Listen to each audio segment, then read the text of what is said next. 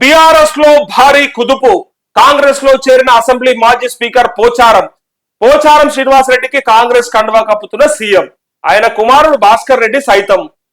కుమారుడు ఏమి ఇంత వాడుకుంటాడు మీక? ఈయన చేరినాక ఆయన కుమారుడు అట్టుకుంటాడు. అసలు చేరేద కుమారుడు కోసం అని చెప్తుంటే కండువా కప్ప ఆహ్వానించిన సీఎం రేవంత్. అక్కడే ఆందోళన చేపట్టిన బీఆర్ఎస్ నేతలు. మాజీ ఎమ్మెల్యే బాల్క సుమన్ తో పాటు మరికొందరు అరెస్ట్ చేసిన పోలీసులు సాయంత్రానికి బెయిలు. ఈ బాల్క సుమన్ కు కొంచెమన్నా సోయుందో సోయలేదు. మరి గతంలో మీరు సిఎల్పిని టీడీఎల్పిని విలీనం చేసుకున్నప్పుడు ఎందుకు వాళ్ళు చేయకపోయారు? ఇట్లా మూసుకొని ఉన్నారు వాళ్ళు. ఆ రోజు ఎందుకో మీరు చేసినప్పుడు మరి మేము కొనలేదు, వాళ్ళకు ఇష్టమయ్యో వచ్చిర్రు, మేము తీసుకోలేదని చెప్పారు. మరి వీళ్ళు ఎందుకో పోతుండు దొరకబట్టి ఆపు, ఒక్కొక్క ఆపు, ఎంతమంది ఆపుతో ఆపి చూపెట్టు.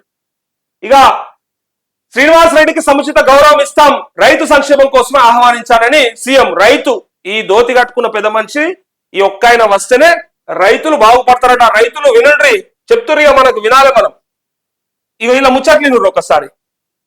ఇక మనం వినాల్సింది ఒక ఈ ముచ్చట్లు. ఎక్కువ వాళ్ళకి అవసరం లేదు, వచ్చే కొద్ది రోజుల్లోనే ఓడలు బండ్లు అయితే బండ్లు కూడా అవుతాయి. అప్పుడే చూస్తే తర్వాత ఏ సోదరైతే నన్ను వదిలిపెట్టిపోయిందో ఇప్పుడు చూడలే నేను.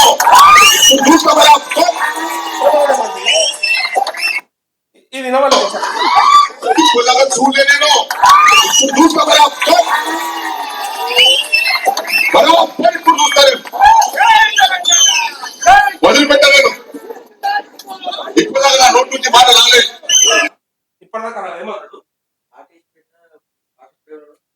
అదే మరి నీ సంగతి కూడా చూడాలి. ఇప్పుడు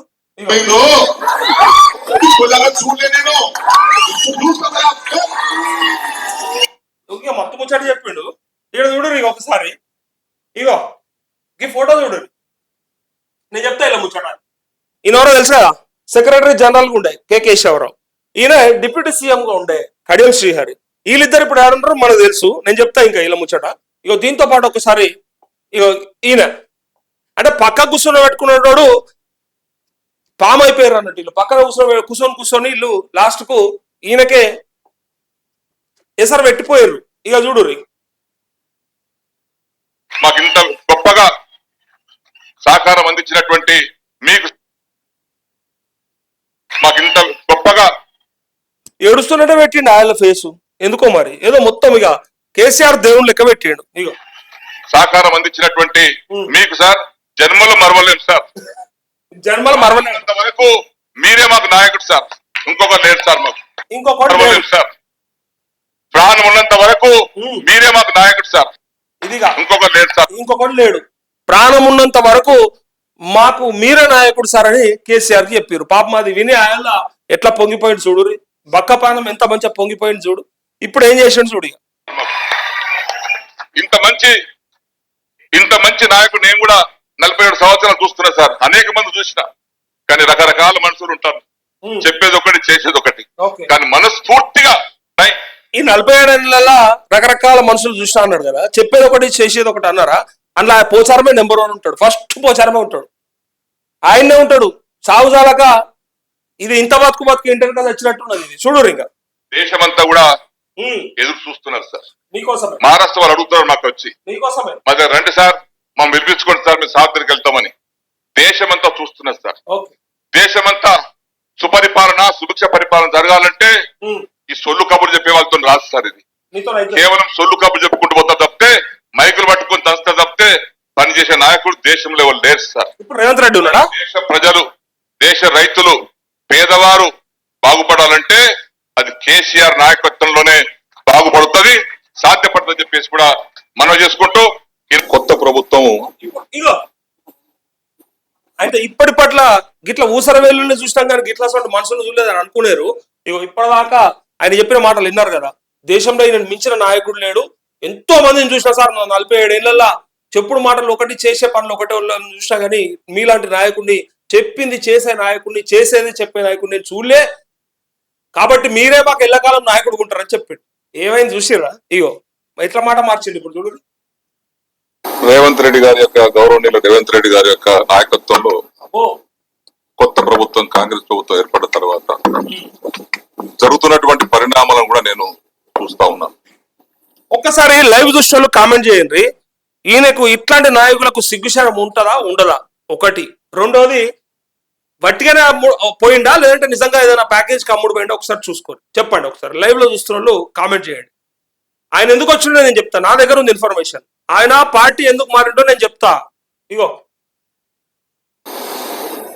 వారు అందుకే ఈ రోజు నేను స్వాగతించాను, మా ఇంటికి మనస్ఫూర్తి వారికి స్వాగతించాను.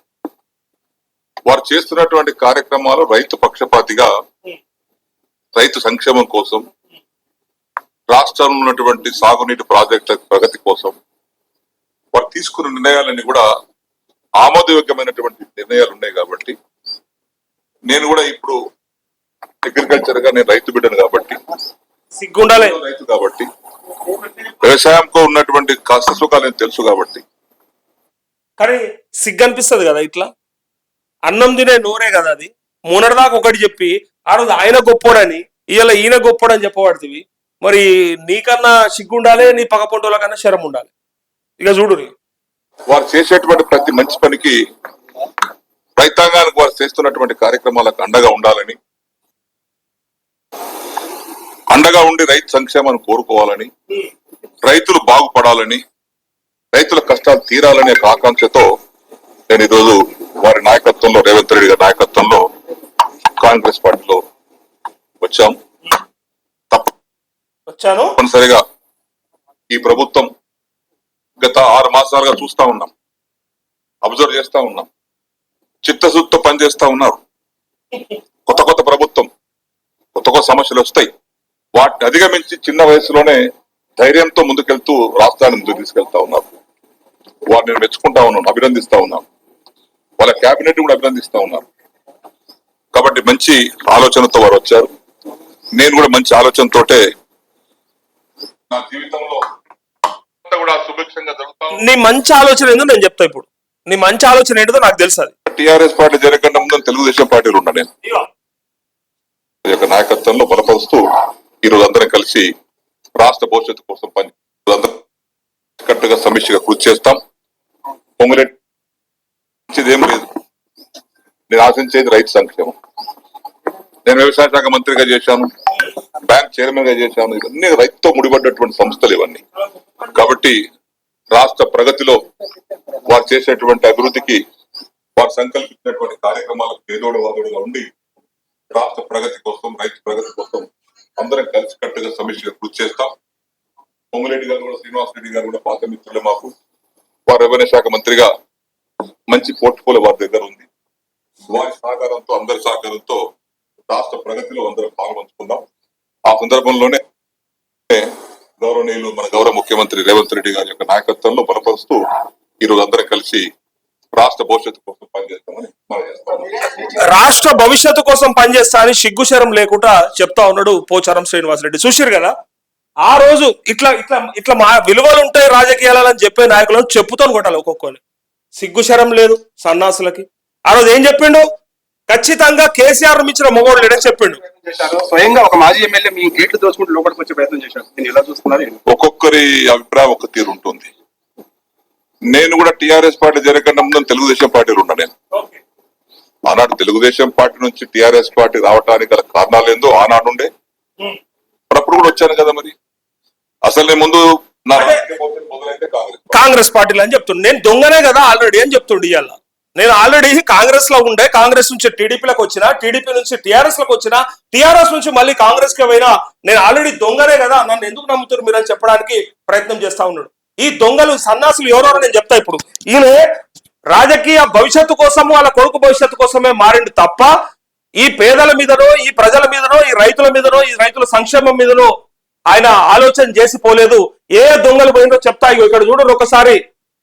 కేసీఆర్ ఇంకా వీళ్ళని ఒళ్ళో కూర్చుని పెట్టుకునేది ఉంది, ఇక మిగిలింది అది ఒకటే ఉంటుండే. ఇగో ఒక దొంగ కడియం శ్రీహరి. ఇక్కడ చూడండి క్లియర్ గా, కడియం శ్రీహరి. కడియం శ్రీహరికి ఇంకేం తక్కువ చేసిండు కేసీఆర్ చెప్పాలి. అట్లే కేశవరావు, కేశవరావు. ఈ కేశవరావుకు ఏం తక్కువ చేసిండో చెప్పాలి. ఇక్కడ ఈ పోచారం. ఇక్కడ చూడండి ఒకసారి. ఈ ముగ్గురు దొంగలు చెప్పిన మాటలు ఒకటే, కేసీఆర్ మించిన మొగోడు లేడు అని చెప్పారు. ఇలా కడియం శ్రీహరికి డిప్యూటీ సీఎంకి ఇచ్చిండా, ఇంకేం కావాలన్నా ఈయనను, ఇంక ఏడవసో పెట్టుకోవాలి నేను. మీరు ఎప్పుడు ఈయనను ఏడవసో పెట్టుకోమంటారు? ఇంకా బిడ్డకు ఎంపీ టికెట్ ఇస్తాడు, ఆయన ఎంపీ చేస్తాడు, ఎమ్మెల్సీ చేస్తాడు, ఎమ్మెల్యే చేస్తాడు, అయినప్పటికీ ఆయనకు తృప్తి కాదు. ఈయనోడు మారిందంటే ఒక లెక్క ఏడిచింది, కానీ అన్ని అవకాశాలు ఇచ్చినోడు కూడా పోతే ఈయన సెక్రటరీ జనరల్ చేసి ఎంపీ చేసాడు. ఆయనను సెక్రటరీ జనరల్ పార్టీకి పోచారం శ్రీనివాసరెడ్డి, ఈయన స్పీకర్ ఉంటాడు, ఈయన మంత్రి ఉంటాడు, అన్ని అవకాశాలు ఇస్తాడు, అయినప్పటికీ ఈయన కూడా మారుతాడు. నేను అనేది ఏంటంటే కేసీఆర్ ఎవరినైతే నమ్మిండో, ఎవరినైతే బాగా విపరీతంగా ఆదరించిండో, ఎవరిని పైకి తీసుకొచ్చిండో వాళ్ళే ఇలా కేసీఆర్ కొంప ముచ్చిర్రు. ఎక్కడో ఎమ్మెల్యే టికెట్ ఇస్తా అని ఇయ్యనోడు, లేకపోతే మంత్రి చేస్తా అని చేయనప్పుడు ఎంపీ టికెట్ ఇయ్యలేదని చెప్పి బాధపడ్డాడు పోయినట్టు ఒక అర్థం ఏడ్చింది. కానీ పూర్తిగా ఈ దొంగలకి ఇంతకంటే ఇంకేమి ఇవ్వాలి చెప్పాలి, మీరు చెప్పాలి. ఇంకేమైనా అవకాశాలు ఇచ్చేది ఉండేనా? ఒకటే ఒక సీట్ ఉంటుండే, ముఖ్యమంత్రి కూర్చుండే. మరి ఆ ముఖ్యమంత్రి కూడా పక్కన జరిగి మనిషి కొన్ని రోజులు 15 రోజులు చొప్పున ఒక్కొక్కరు కూర్చోబెడితే అయిపోతుండే. అప్పుడన్నా తృప్తి అవుతుండే. ఇచ్చినాక కూడా ఏం రోగాలు వీళ్ళకు, సన్నాసులకి చెప్తారు ఇక నీతులు మళ్ళీ చెప్పేటప్పుడు. అవన్నీ కూడా మనం చూసాం కదా ఇప్పటిదాకా. ఆయన ముచ్చట్లు చూడు. ఇంకా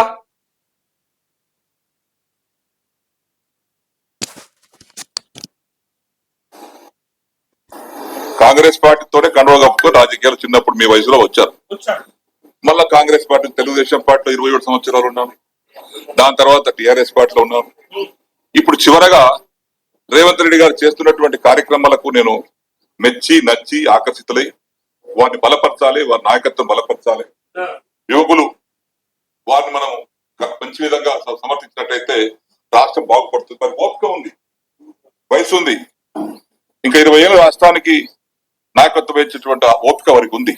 అటువంటి వారిని మనం ప్రోత్సహించాలి. మాకే అవసరం లేదు, మా వయసు అయిపోయింది, మేమే ఇంకా పదవుల కోసం దానికోసం దీనికోసం కాదు. పనిచేసేటువంటి నాయకులు పదవుల కోసం కాదన్నాడు కదా. నేను చెప్తున్నా, అతి త్వరలో క్యాబినెట్ విస్తరణ జరగబోతా ఉన్నది. ఇంకా 6 మంత్రి పదవులు ఉన్నాయి. 6 మంత్రి పదవులల్లా ఒక మంత్రి పదవి కోసం పోచారం ఖచ్చితంగా బేరసారాలు చేసుకున్నాడు. ఇంకొక మాట ఏంటంటే, ఈయన గనక మంత్రి పదవి తీసుకోకుండా ఎమ్మెల్యేగా ఉండేటట్టయితే, ఎమ్మెల్యేగా మాత్రమే ఉండేటట్టయితే నేను ఛాలెంజ్ చేస్తా ఉన్నా, ఇలా కొడుకుకి టికెట్ ఇవ్వకుండా, ఇప్పుడైతే ఏం లేదు, భవిష్యత్తులో టికెట్, కానీ ఇప్పుడు ఇలా కొడుకు టికెట్ ఇచ్చేదేం లేదు. ఇప్పుడు డిసిసిబి చైర్మన్ గా ఉన్నాడు. సో ఇక్కడ ఎమ్మెల్యే అవిశ్వాసం పెట్టినట్టు ఈ మధ్యలో, ఎందుకంటే ఎట్లా ఎమ్మెల్యేగా మారింది కాబట్టి, రాజకీయ సమీకరణాలు మారినాయి కాబట్టి డిసిసిబి చైర్మన్ గా మారిండు. సో ఇక్కడ ఈ పోచారం శ్రీనివాసరెడ్డి మంత్రి పదవి కోసమే, మిగిలిన 6 మంత్రి పదవులలో ఒక మంత్రి పదవి కోసమే చేరండి అనేది క్రిస్టల్ క్లియర్ గా చెప్తున్నటువంటి విషయం.